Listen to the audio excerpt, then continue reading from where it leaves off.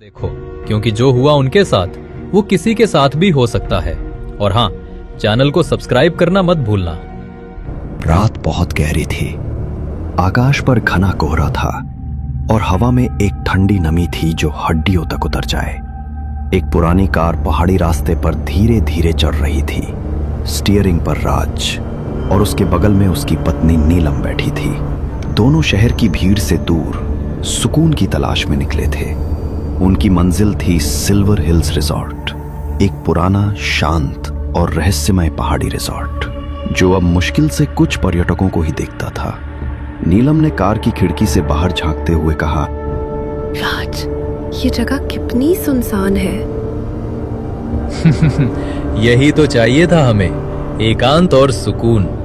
देखना, यहाँ के नजारे तुम्हें मोहित कर देंगे। लेकिन उस रात उन्हें जो कुछ मिलने वाला था वो न सुकून था, न सुकून के करीब भी। रिजॉर्ट पहाड़ी की चोटी पर था, लकड़ी का बना, पुरानी यूरोपीय डिजाइन में। दीवारों पर टंगे पुराने चित्र और दरवाजों पर लगी घंटियां जो हवा के साथ झूमती और झंकार करती। फ्रंट डेस्क पर एक बूढ़ा वेटर खड़ा था, झुका हुआ, चेहरे पर बिना भाव की मुस्कान और आंखें जैसे सदियों से नींद से दूर हों। वो बोला, स्वागत है साहब सिल्वर हिल्स में। आप लोग कमरा नंबर 13 में रहोगे। 13 नंबर? ये तो अशुभ माना जाता है।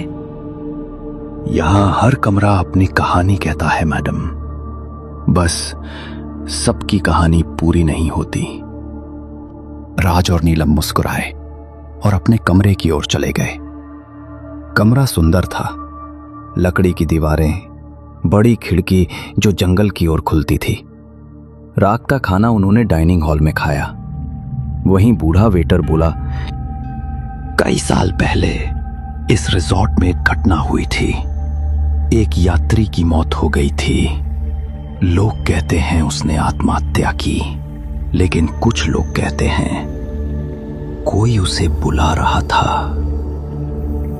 हाँ भी ना। डराने लगे। कहानी है साहब, लेकिन हर कहानी में कुछ सच्चाई जरूर होती है।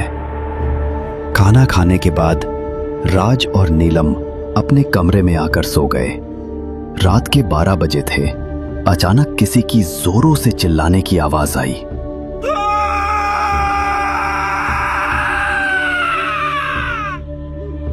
आवाज सुनकर नीलम घबरा कर उठ गई। आवाज खिड़की के पास से आ रही थी। नीलम खिड़की के पास गई और खिड़की से बाहर देखने लगी। बाहर कोई नहीं था, बस सन्नाटा। नीलम ने राहत की सांस ली। शायद सपना था। बुदबुदाई।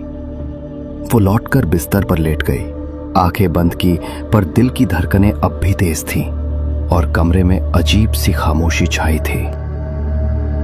थोड़ी देर बाद उसे फिर किसी की फुसफुसाने की आवाज आई। वो नींद से उठ गई और नीलम ने चारों ओर देखा। राज बिस्तर पे नहीं था। अचानक वही आवाज फिर से आई, इस बार जरा साफ। उसका दिल जोर से धड़कने लगा और कमरा ठंडा पड़ गया। नीलम ने खिड़की से बाहर झांका। चारों तरफ घना अंधेरा और हल्की धुंध छाई हुई थी। पैरों की परछाइयां हवा में हिल रही थीं, जैसे किसी रहस्य को छुपा रही हों। तभी उसकी नजर सामने जंगल की ओर गई। वहां राज खड़ा था।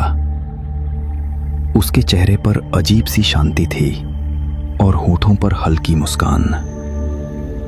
वो हाथ उठाकर नीलम को बुला रहा था, आओ।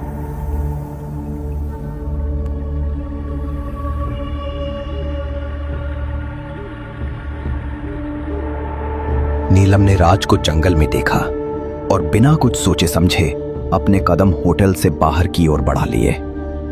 हवा में हल्की ठंडक थी। पत्तों की सरसराहट उनके कदमों के साथ खुल रही थी।